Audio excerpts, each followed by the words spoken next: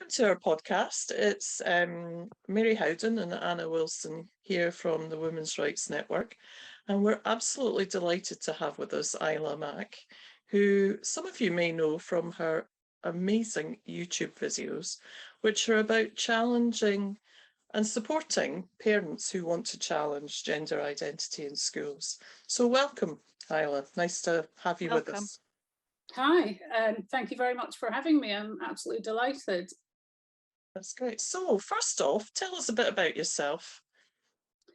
Okay, basically I have a background as a clinician, and which is possibly why I kind of got attracted to the whole kind of gender wars, really, because of the medical nature of it all.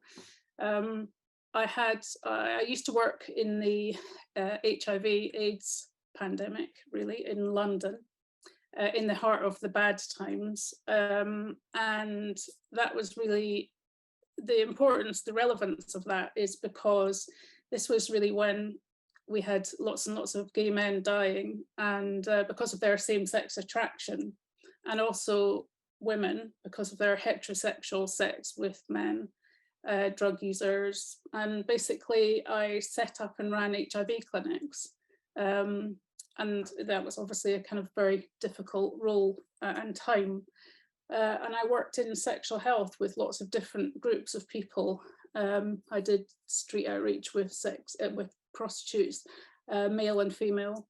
I worked with the Home Office and the prison service, and at a time where prisoners were using crisp packets as condoms, and so we worked to get condoms into prisons, and I taught every prison in England and Wales about sexual health and communicable diseases.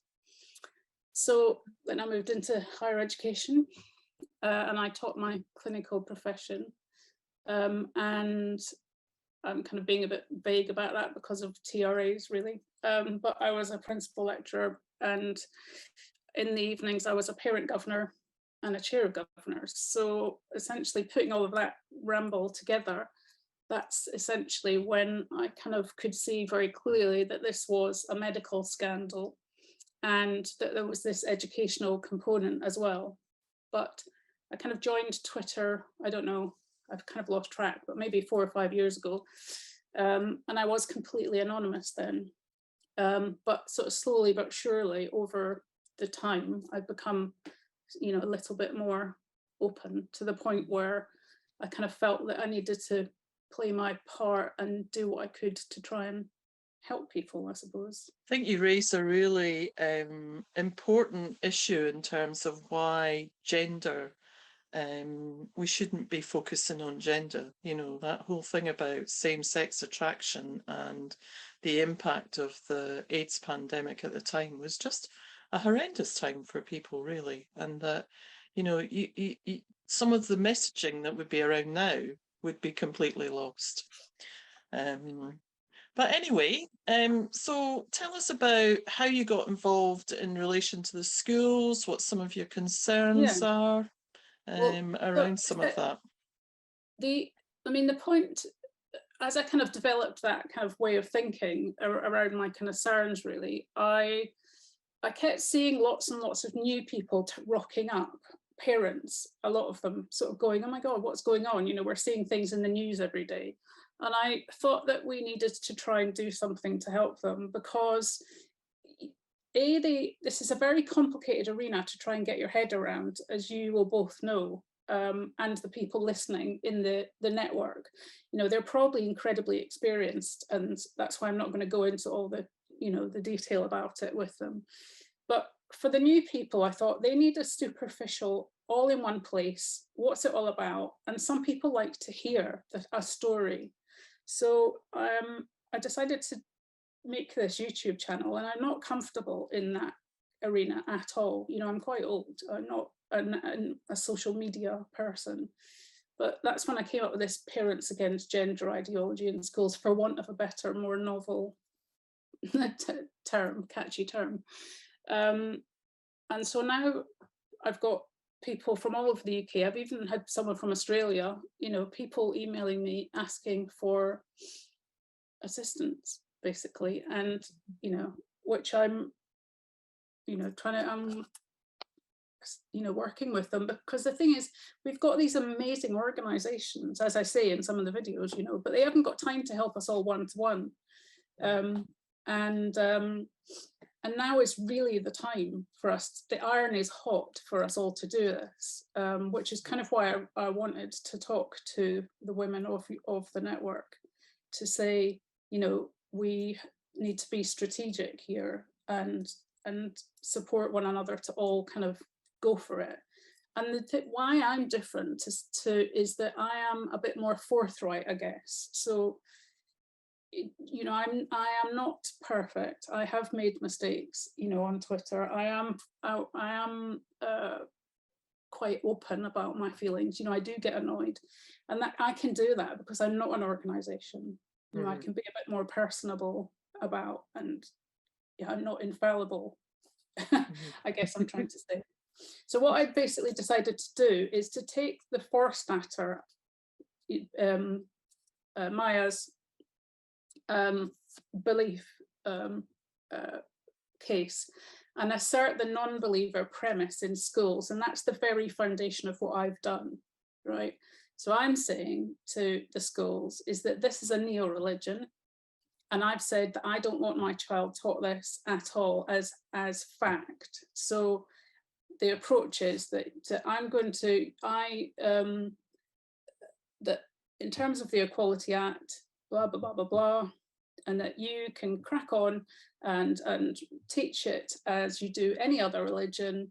And we entirely respect people who want to follow that neo-religion, but we don't, so we're opting out. So that's what makes it slightly unusual, I guess, because that's what made the schools go, oh, that's a bit weird. So what you're saying there is to the schools then, and correct me if I'm wrong, is that you know, you can have your beliefs in that and you can teach it if you want to, but I don't want my child to participate in that because we don't believe in that. And you've got then the backing of Maya's ruling in relation to the beliefs that are worthy of respect in a democratic society. Exactly. Yeah, so that is very kind of interesting, because I think most people probably would be thinking to, you know, we need to eradicate this in schools. Well, I feel like we're trying to turn a cruise ship, right? So I don't feel like overnight we can do that. So in the meantime, by saying, look, obviously we've got this ruling now, and I've said this to the school, you must have obviously thought about this. So I'm sure you've made provision for the fact that very many of your parents are non-believers. I am absolutely dead certain that you've done this.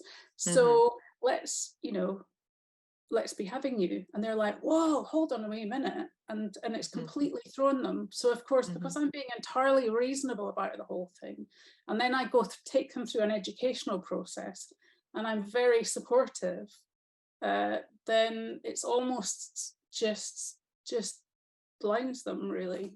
And that's, I think, why I've been successful, because it's not combative. So what I'm suggesting, and this is some of my advice for helping the people, is that you have to be forensic, okay? You have to channel your inner lioness and really go seriously nuclear on this in terms of the level of research that you have to put in before you get to the point of challenging the schools. So see it as a long haul project. So what I do is I research the schools, all of their policies, and do some real background. You know, if you feel so inclined to look at the videos, then I've certainly broken it all down for you, and what papers you need from the different organizations, the school's responsibilities, their duties, their issues such as political neutrality, that they have to teach facts, their public sector equality duties in relation to the Equality Act, etc. The fact they should have done equality impact assessments. I break it all down for you, I have point you in the direction of each of the different organizations and where you can get each of the different things that you need. You need to think about it from a safeguarding point of view, because this is about saying to them, it's about balancing rights, and no one protected characteristic under the Equality Act is more important than the other. So you're gonna, people, I'm saying you as in you get you, but I'm saying the big you. This is about, being very brave. And I know that people won't necessarily want to be public on Twitter, but being brave in terms of going to the school about your kid, and they should keep your approach confidential. So it's really important that we consider the autism side of this, right? And the transgender trend new report that they've done is really, really helpful. Please go and look at this that they've just done. So I've talked about their work on one of the videos about this 5,337% increase in referrals, of which is 76% of the Tavistock referrals are girls, and 48% of those are neurodivergent. Okay, now people with ASD are actually only 1% of the population, right? So this is a massive issue. So understanding the issues around autism is incredibly important to get people's head around, and explaining this to schools and to teachers is absolutely vital. Now, this is not something I would normally share, but I'm going to tell you this as it's relevant to the conversation, right? But I actually do have Asperger's myself, which is possibly why you thought it was odd that I'm very organized and the way I structure my videos. Not at all. The thing is, the commonalities that we share, it can be a superpower in many ways, because, certainly it was in some ways for my profession, because I can systematize vast quantities of information, but it does make us, we're very vulnerable in other ways. Certainly for me, Twitter is a very scary place because I don't understand the communications. The internal mental processing of a person with autism is highly unusual, and the children are really, really vulnerable to getting sucked into this whole paradigm of genderology and gender ideologues. And the obsessive aspects of ASD are of fundamental importance here. So, these kids are very vulnerable to social exclusion and inclusion. And these obsessive traits mean that they have to deep dive. And we know that they have issues with sexuality and gender often, but the social media hysteria and these LGBTQ teacher mafia are, there is tantamount to the child catchers. And I really do feel that they're just sucking them all in. And there was one on Twitter this morning that is now deactivated.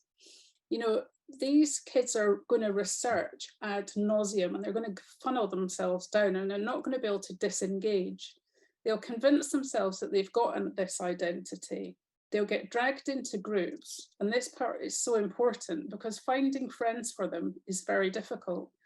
So they'll immediately see a recognition and think that this is me and I've found a home.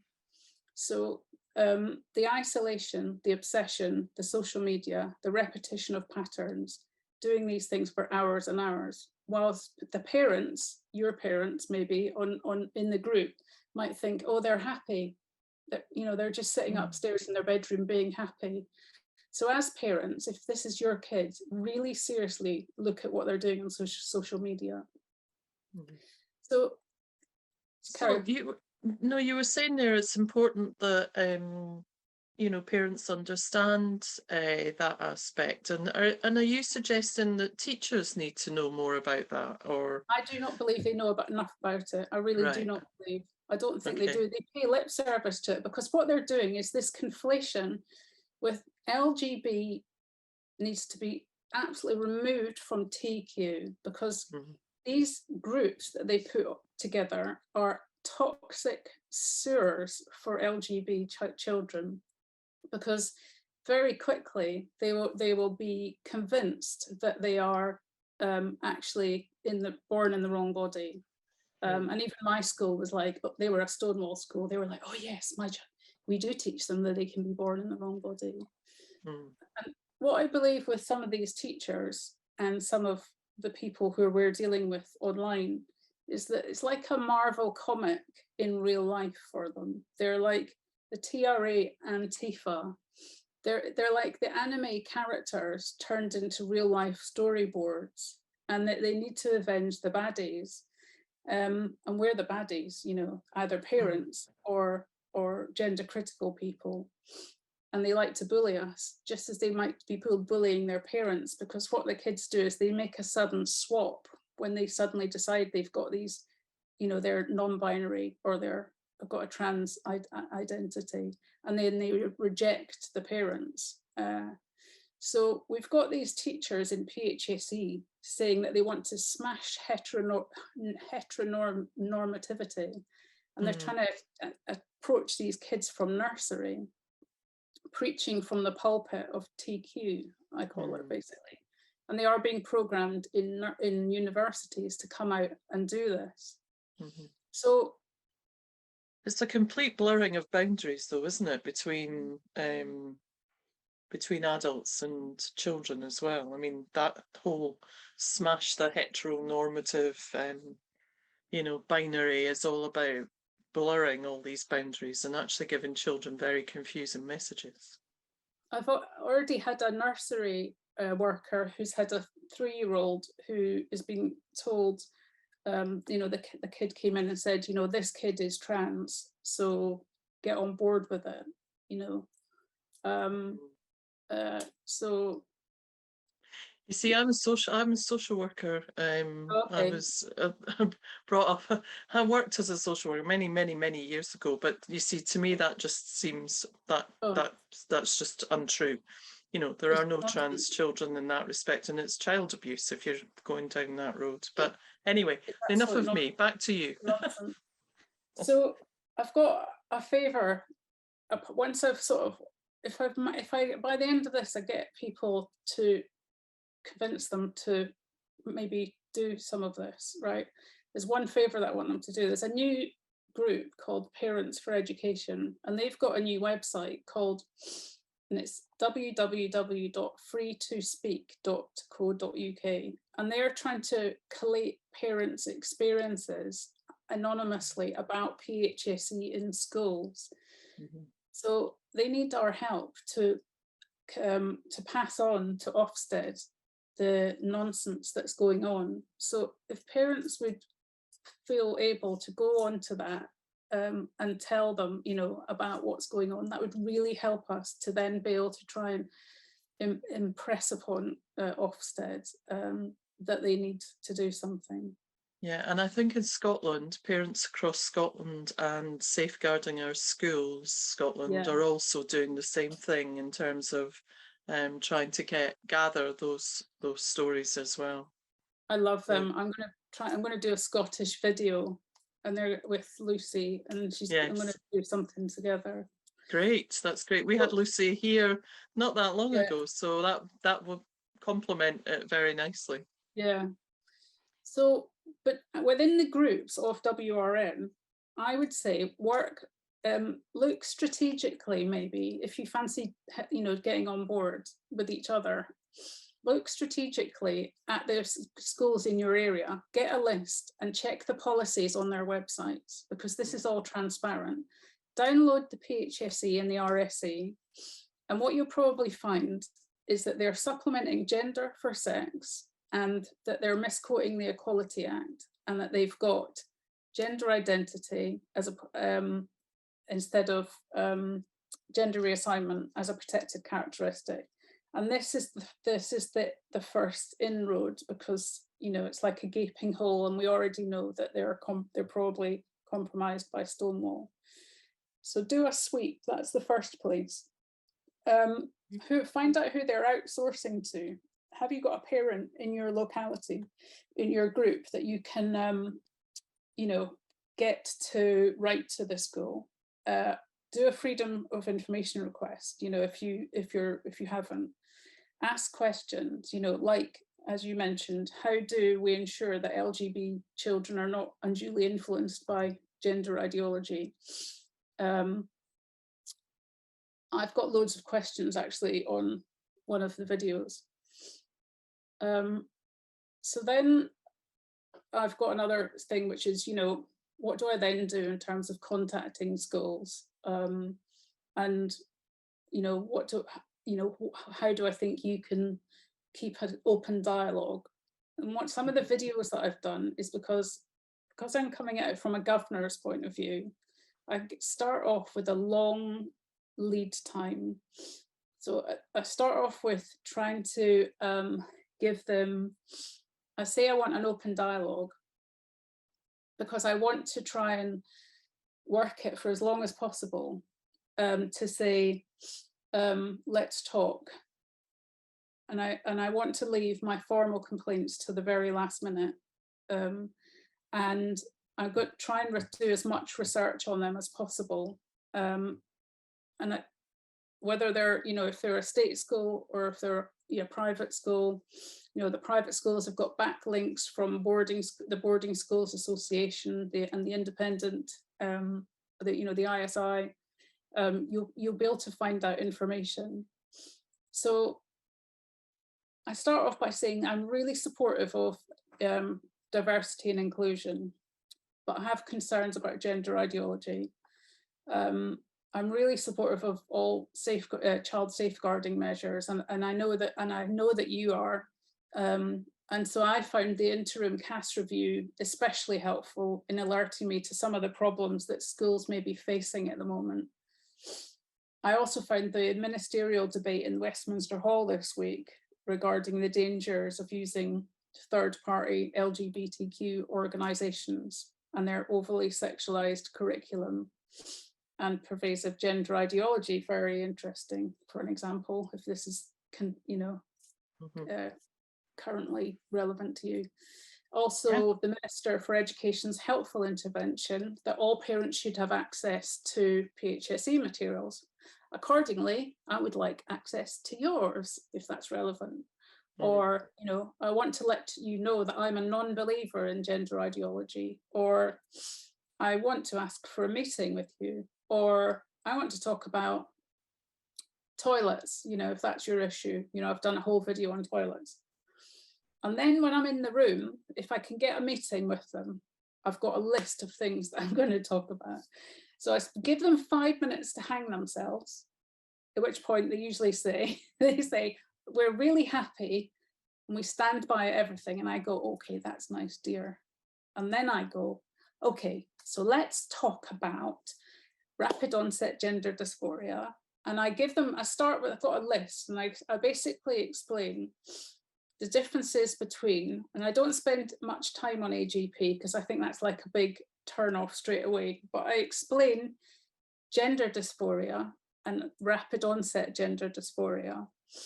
And then I talk about the pathway to medicalization and detransitioners and desisters. And I talk about, the medical scandal and what happens to their bodies. And I talk about the scripts that the kids are coming in to clinics with, and they're all saying the same thing. And they're all talking about suicide, and they're all using exactly the same narratives that they're finding on TikTok and, on Reddit and Tumblr. It's always TikTok. Not TikTok, sorry, on Tumblr and Reddit. I talk about the fact they're being sold this lifestyle on TikTok, and the fact that it's basically a brand now. It's not a very rare medical condition where they're very distressed. It's literally a cult.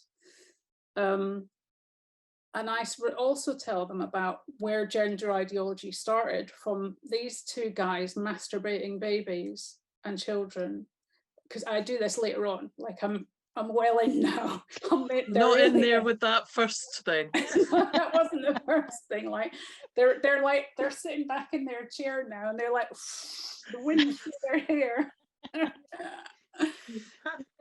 You can do this. You can channel this. You can do this too. Everyone, can do this. But mostly, even if you're doing this in writing and you're sending them, this at all times, be like, think about it like it's going to end up in a court of law, even though it might not. Be very calm, considered, respectful, polite. But say what you want. What do you want to happen? And basically, kind of that's,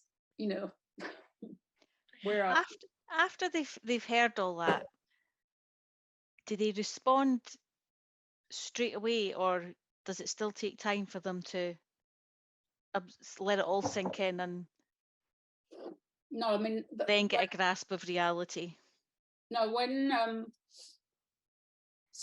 I did like my school in my situation, that was not a first run at it. No way. No, that was a number of attempts.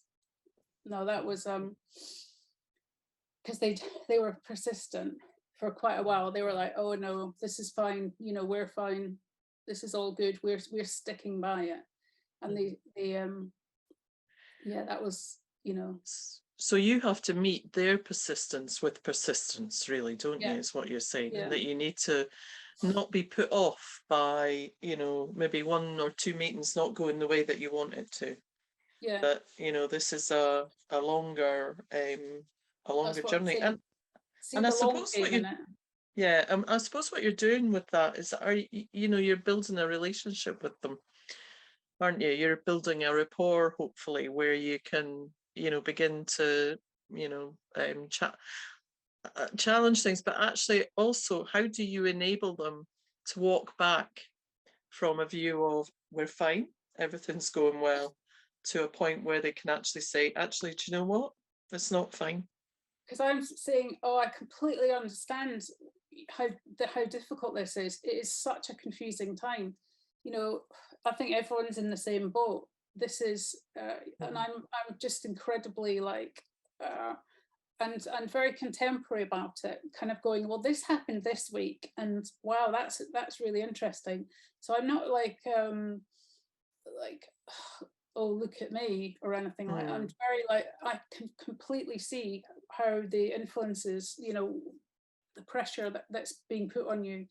And I see this as a very sort of supportive journey, and I just want to be helpful. But at the same time, I'm also saying this is really important to me, and I'm kind of not going to be moving on this because this is also important to me. And I guess you've also got to be persistent in getting the meetings. After they haven't listened the first time, do they then try and make it, we'll get back to you? So you have to pursue it. Yes, well, the next step then, if none of that works, is that you have to go formal then. Right. So download their formal complaint process, and then we're looking at escalating. So we have given them information. We've asked them questions. We've asked for the meetings with the head. Then we'll ask to see the safeguarding lead. We'll be asked for the PHSE materials, which we have a right to see. We can try again with the whole question, ask to see them. We can highlight all the points of illegality. I would constantly say, well, this is in breach of this, you're not meeting your statutory obligations. So then I would say, I want to see the safeguarding head governor. But then we just got to start the complaint process and follow their complaint process. Go through the head teacher, the governing governor, the governors, and then we can go to the local authority designated officer for safeguarding, and we just follow whatever your local area safeguarding process is. And it's all in writing now.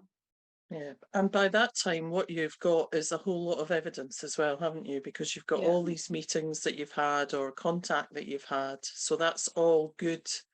You know, if you need it, I would imagine it's good stuff to have.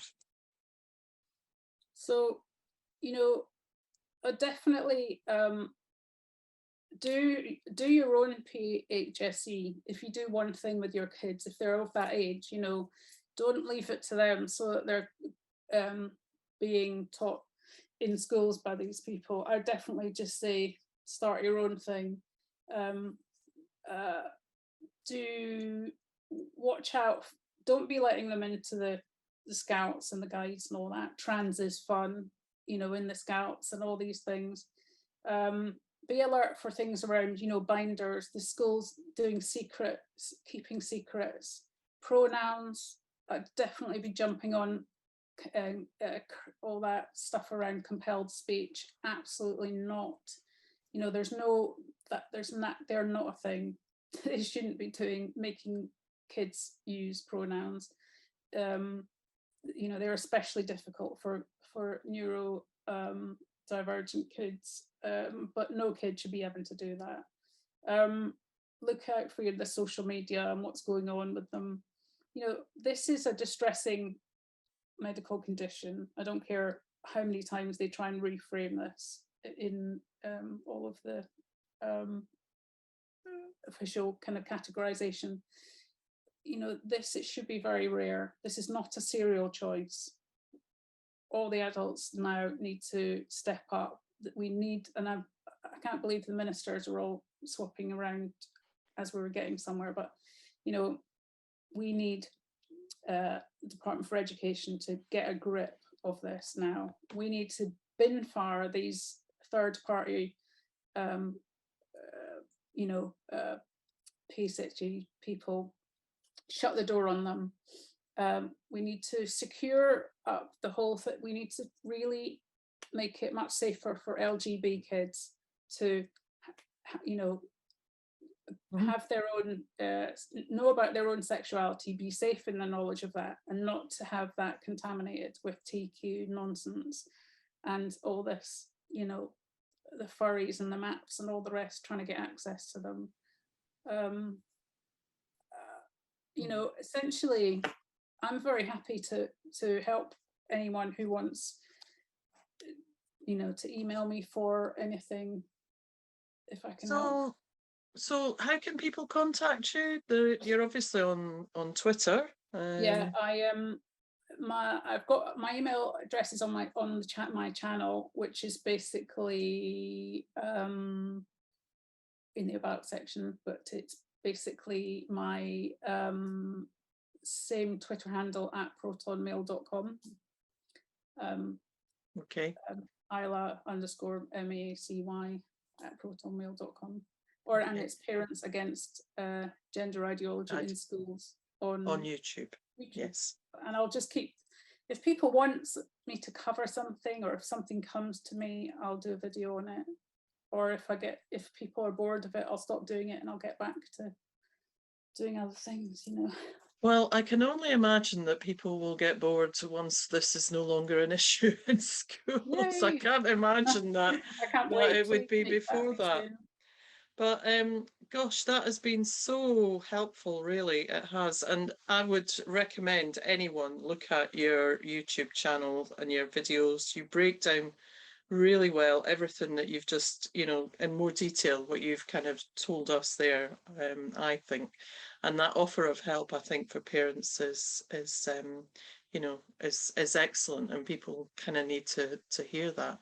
And you know, so time is up, really, and we're going to have to stop there. But that's just been absolutely fascinating, and thank you so much for joining us, Isla. And maybe we can have you back, and actually maybe if there are particular issues that people are interested in and having a wee bit more detail around, then that would be excellent.